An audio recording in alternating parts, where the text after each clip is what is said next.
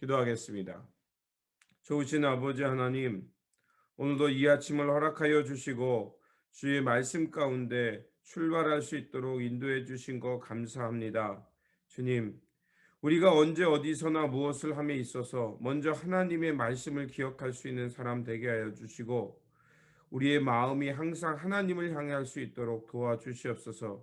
주님, 특별히 아버지 하나님, 우리가 세상 도전과 여러 가지 문제를 만날 때 주님, 두려움에 사로잡혀서 행동하지 않게 하시고 그럴 때일수록 주님의 말씀을 생각하게 하시고 주의 말씀을 붙들며 하나님이 주시는 마음 붙들고 하나님 나라를 향해 나아가는 우리 모두가 될 수 있도록 도와주시옵소서.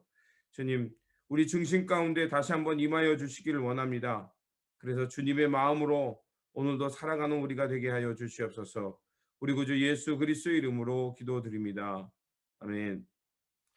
오늘 우리에게 주신 말씀은 열왕기상 12장입니다. 본문 읽기는 12장 25절에서 33절입니다.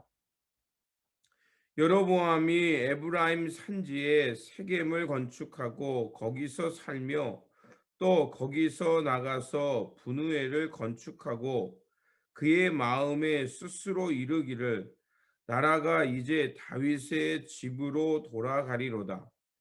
만일 이 백성이 예루살렘에 있는 여호와의 성전에 제사를 드리고자 하여 올라가면 이 백성의 마음이 유다 왕 된 그들의 주 르호보암에게로 돌아가서 나를 죽이고 유다의 왕 르호보암에게로 돌아가리로다 하고 이에 계획하고 두 송아지를 만들고 무리에게 말하기를 너희가 다시는 예루살렘에 올라갈 것이 없도다. 이스라엘아, 이는 너희를 애굽 땅에서 인도하여 올린 너희의 신들이라 하고 하나는 베델에 두고 하나는 단에 둔지라.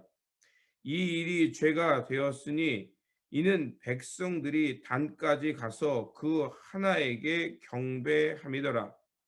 그가 또 산당들을 짓고 레위 자손이 아닌 보통 사람으로 제사장을 삼고 여덟째 달 곧 그 달 15째 날로 절기를 정하여 유다의 절기와 비슷하게 하고 제단에 올라가되 베델에서 그와 같이 행하여 그가 만든 송아지에게 제사를 드렸으며 그가 지은 산당의 제사장을 베델에서 세웠더라. 그가 자기 마음대로 정한 달 곧 여덟째 달 15째 날로 이스라엘 자손을 위하여 절기로 정하고 베델에 쌓은 제단에 올라가서 분향하였더라. 아멘. 오늘 본문 말씀은 이제 이스라엘 왕국이 남과 북으로 갈라지게 되고 또 우리가 읽었던 말씀은 여로보암이 자기 마음대로 하나님을 대신하는 신을 세우고 제사장을 세우게 되는 말씀입니다. 먼저 오늘 본문 전체를 보면 르호보암의 그 억압 정책이 1절에서 15절에 나옵니다. 이제 르호보암은 솔로몬 아버지가 죽자 그 뒤를 이어서 이스라엘의 왕이 되었습니다. 근데 그 르호보암이 왕이 되자 이제 사람들은 그 선왕, 그 솔로몬 때 있었던 여러 가지 어려움들을 이제 그 르호보암에게 찾아가서 토로합니다. 그리고 그 세겜에 갔다라는 얘기는 세겜은 일찍이 전통을 그 갱신하는 장소였습니다. 그러니까 이 세겜 땅이라는 것은 항상 왕이 그곳에 서게 되면 그곳에 가서 언약을 갱신하는 하나님의 대리자로서 하나님이 주신 그 권위를 잘 통치하겠습니다라는 이런 언약 갱신이겠죠. 그런 갱신의 장소로서 세겜에 가서 왕이 즉위식을 가졌던 것입니다. 그 자리에 모였던 백성들은 이제 솔로몬의 통치 아래에 있었던 고욕, 고된 노동에서 자신들을 좀 해결해 달라고 요청을 한 겁니다. 이 이야기는 이제 당신이 새로운 왕이 되었으니 이제 하나님께서 본래 이스라엘의 왕을 세운 그 원래의 원리를 또 원칙을 회복하라고 말한 것이었습니다. 하지만 르호보암은 그들의 요구를 거절하게 되죠. 그리고 이제 르호보암은 먼저 조언을 구하게 됩니다. 먼저 부왕의 원로들에게 묻죠. 지금 이런 백성들이 찾아와서 나에게 이러이러한 고된 노동에서 자신들을 좀 자유롭게 해주고 또 많은 세금을 거두는 것을 좀 감안해 달라 이렇게 요청을 했다라고 얘기하자 이제 원로들은 그들의 마음 그들의 요청을 받아주고 이제 왕의 본래 목적인 백성들을 섬기는 자가 되라고 조언합니다. 하지만 르호보암은 그 얘기를 듣지 않게 되죠. 그리고 자신들과 자신과 같이 자랐던 젊은 신하들에게 나아가서 얘기합니다. 그러자 젊은 신하들은 오히려 더 강압적이고 더 공포 정치를 쓰라고 말합니다. 젊은 신하들은요. 그들은 어떤 때 태어났냐면 이스라엘 나라가 부강할 때 태어났어요. 그러니까 날 때부터 부자였던 거예요. 그러니까 그들은 자신들의 그 편의와 또 당연하게 여기는 특권들, 그런 특권 속에 빠져서 그 다른 사람에게 어려움과 고통을 헤아릴 수 있는 마음이 없었던 겁니다. 결국 그러자 사태 파악을 제대로 못하고 자신들의 기득권을 지키는 무거운 고욕과 무거운 세금으로 또 공포 정치로 백성들을 억압하라고 얘기하게 됩니다. 결국 이러한 일로 이제 남과 북이 갈라지고 남쪽에는 이제 유다 지파하고 베냐민 지파만 남고 르호보암이 다스리게 되고 북쪽 지파 열 지파는 여로보암을 통해서 애굽으로 피난가 있던 여로보암을 통해서 이제 여로보암이 왕이 돼서 그 나라를 북쪽을 다스리게 됩니다. 자, 르호보암이 이렇게 분열이 되자 북쪽 지파에 정벌을 나가려고 합니다. 그래서 군대를 소집할 때 하나님께서 스마엘한 선지를 통해서 르호보암의 길을 막습니다. 왜 막냐면 형제 지파 간의 싸움을 되면 이거는 하나님의 율법을 모세가 그에게 줬던 신명기 속에 나오는 건데 형제 간의 지파에 싸우지 말라고 했습니다. 왜냐하면 그렇게 싸우게 되면 당연히 다른 지파의 힘이 약해지고 다른 민족에 의해서 멸망당할 것이 뻔했기 때문에 그렇습니다. 그래서 하나님은 스마엘을 통해서 르호보암의 길을 막고 형제 간의 싸움을 피하게 됩니다. 그리고 오늘 우리가 읽었던 말씀은 바로 북이스라엘의 통치자가 되었던 여로보암의 얘기가 나옵니다.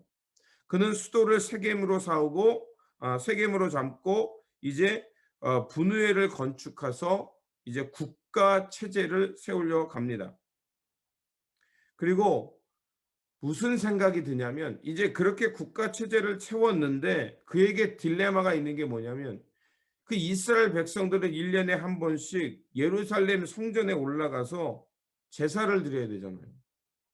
자, 그런 제사를 드리게 될 때 이스라엘 백성들이 어쩔 수 없이 예루살렘을 가니까 혹시 르호보암에게 그 마음을 빼앗겨서 백성들이 제사 드리고 돌아와서 자신을 죽이고 다시 남유다로 르호보암에게로 돌아가지 않을까 이런 염려에 사로잡히게 된 겁니다. 그런 염려와 불안에 사로잡히게 되니까 하는 행동이 뭡니까? 바로 베델과 단에 우상을 숭배하게 합니다. 금송아지를 만들어서 유사신 이것이 너희의 하나님이다라고 이것을 만들어 버리고요. 그리고 오늘 본문에도 언급하고 있듯이 레위인이 아닌 일반인에서 제사장을 세우게 됩니다. 그러니까 하나님의 말씀과 이스라엘 전통에서 벗어나는 행위를 합니다. 모세가 시내산에 언약을 받으러 올라갔을 때 이스라엘 백성들이 모세가 보이지 않자 금송아지를 만들고 그것을 출애굽에서 인도한 신이다 유사신을 만들고 거기서 막 춤을 췄거든요. 여로보암도 똑같은 행위를 합니다. 그리고 제사장은 아론의 자손에서 세워져야 되죠. 그리고 레위 지파에서 제사장을 돕는 일을 하게 했습니다. 그런데 그런 신앙의 정통성이 끊어지니까 아무나 제사장을 세우게 됩니다. 결국 이런 것 때문에 엄청나게 이제 분열과 혼란이 그들 가운데 오게 되는 것입니다.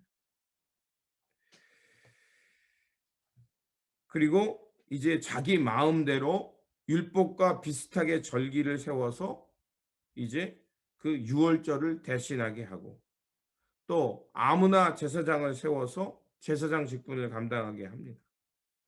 자, 이렇게 하니까 어떻게 됩니까? 당연히 그 나라는 혼란에 빠질 수밖에 없는 겁니다. 우리가 신앙생활함에 있어서 신앙의 전통을 우리가 좀 생각하게 되잖아요. 그런 이유가 신앙의 정통성을 잃어버리게 되면 아무거나 그거 뭐 아무거나 비슷하면 그냥 신으로 여기게 되는 위험이 있고요. 또 여로보암이 실수한 것이 자기의 기득권, 자기의 지략으로 통치를 하려고 했던 겁니다. 하나님께서는 일찍이 그 열왕기상 11장 31절과 38절에 이으면 여로보암에게 이미 말씀해 주셨습니다.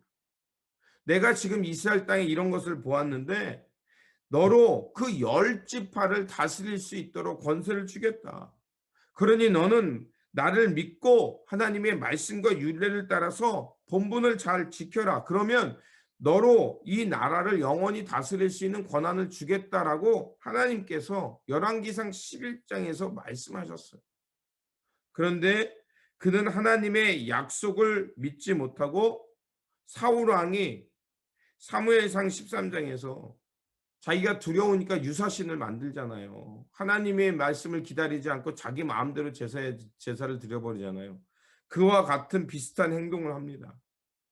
자, 그렇게 행동하니까 순례자들을 막고 성소를 자기 마음대로 만들고 자기 권력, 자기 통치권 안에 두려고 했던 것입니다. 결국 이러한 행위는 거짓 신을 만들게 됐고 거짓을 숭배하게 됐고 하나님의 약속이 아닌 임의대로 살아가는 사람들이 되게 된 것입니다. 여로보암이 이렇게 된 것은 결국 자신의 정치적인 목적을 이루기 위해서 하나님보다 자신의 욕망을 더 앞세웠던 것이고, 하나님을 자기 마음대로 조정하고 싶은 그 욕망에 사로잡혔기 때문입니다. 사람은요, 환경의 지배를 받는다는 얘기가 있습니다. 그래서 내가 물론 다는 아니지만 환경을 항상 내가 이렇게 우리가 아침에 깨워서 힘들지만 기도하고 찬송하고 또 함께 말씀 묵상하고 또 그 말씀을 생각하게 되는 이유가 우리가 이렇게 자꾸 환경과 내 조건들을 하나님께 집중하는 것으로 만들어 놔야 우리의 마음이 잘못된 데로 갔을 때 얼른 알아차릴 수가 있는 거예요. 신앙생활에서 우리가 뭐 기도 하루 안 한다고 하고 뭐 말씀 하루 안 본다 그래서 큰일 일어나지 않습니다. 그런데 하루하루 안 하다 보면 하루가 이틀 되고 이틀이 3일 돼서 나중에는 무감각해집니다. 그러면 내가 말씀을 언제 읽었는지 또 말씀이 무슨 얘기를 하는지 가물가물해지는 거예요. 그러다 보면 사람이 어떻습니까? 불확실성에서는 늘 사람은 두려워하게 돼 있거든요. 그러면 두려우면은 어떤 거냐? 내가 내 마음을 사로잡는 것, 내 마음에 즉시 위안을 줍는 것을 하나님으로 여기게 되고 그것이 마치 하나님인 것처럼 생각하게 됩니다. 그때 우리가 혼란에 빠지게 되고 있고 아무거나 신처럼 여기면서 마치 하나님이 나에게 이렇게 말씀했다는 이상한 얘기를 하게 되는 겁니다. 여러분, 그렇기 때문에 우리가 내가 어떤 상황에 있든지 하나님을 먼저 생각해야 됩니다.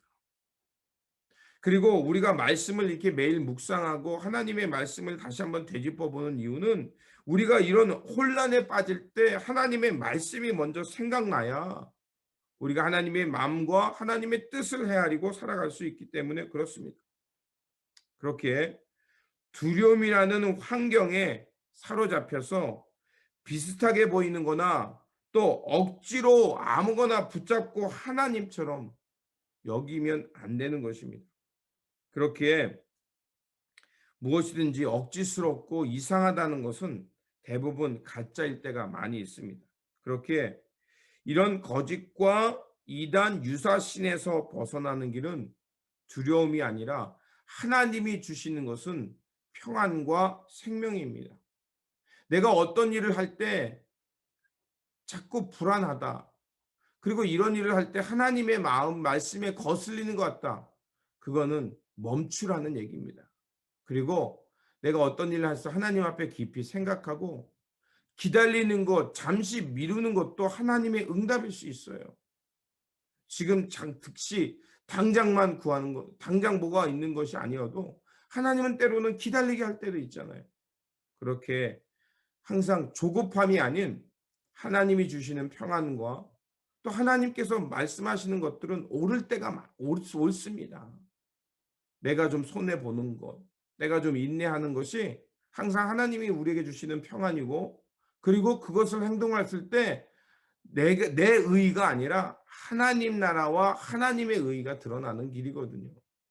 여러분, 항상 이렇게 하나님의 나라와 의의를 먼저 생각하면서 지금의 상황을 잘 분별해서 두려움이 아닌 하나님의 평안 가운데 하나님의 뜻을 잘 분별하고 그것을 붙들어서 하나님을 하나님으로, 또 하나님 나라의 거룩한 백성으로 잘 분별하고 선택해서 이런 하나님 나라 가운데 신실하게 살아가는 저와 여러분들이 되시기를 주님의 이름으로 축원드립니다.